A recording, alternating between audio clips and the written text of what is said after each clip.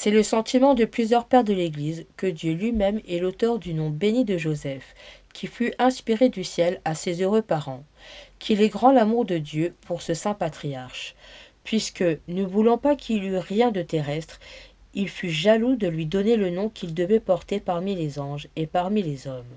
Ce nom tout céleste, qui, selon le langage hébraïque, signifie abondance et accroissement, n'est-il pas un heureux présage des trésors de grâce dont l'âme de cet homme juste devait être enrichie et des progrès qu'il ferait dans la protection? Saint Bernard dit: vous pouvez conjecturer quel personnage fut Saint Joseph d'après la seule interprétation de son nom, qui veut dire augmentation. Nom béni, le premier que bégaya l'enfant Jésus sur les genoux de son père nourricier. Nom respectable que Marie redisait matin et soir à Nazareth en saluant son époux et qu'elle répétait souvent dans la journée.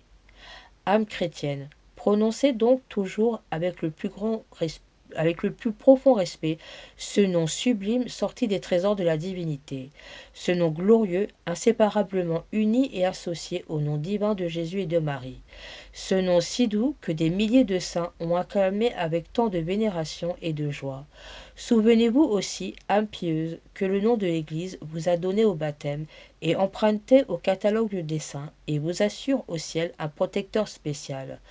Professez donc une dévotion particulière pour votre glorieux patron. Portez son nom avec amour et confiance. Lisez le récit de sa vie. Imitez ses vertus et implorez chaque jour son assistance.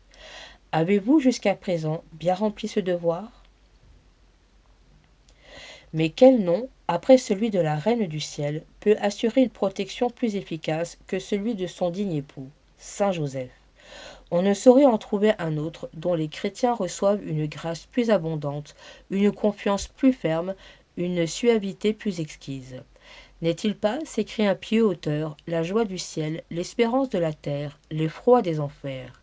N'est-il pas plus doux qu'un rayon de miel et plus agréable à l'oreille qu'un concert mélodieux? Oui, ce nom sacré a par communication toute la force et la vertu des saints noms de Jésus et de Marie. Il est la joie de l'âme exilée sur la terre. Il la console dans ses afflictions. Il l'éclaire dans ses doutes. Il la défend contre les ennemis de son salut. Il la soutient au moment redoutable de la mort et lui offre la porte du paradis. Ô Joseph, nom béni sous lequel il m'est jamais permis de perdre courage et de désespérer. Âme chrétienne, que le saint nom de Joseph soit avec ceux de Jésus et de Marie, votre première parole au réveil, et lorsque vous vous endormirez, la dernière qui s'échappe de votre bouche. Placez-les dans ces noms salutaires, au commencement de toutes vos écritures, comme un gage de bénédiction. Vous scellerez avec eux, comme avec un cachet céleste, vos plus précieux engagements. Et quand arrivera ce moment suprême où l'âme passe de cette demeure debout aux demeures éternelles, que vos dernières paroles soient ces noms chers à la bouche et au cœur. Jésus, Marie, Joseph.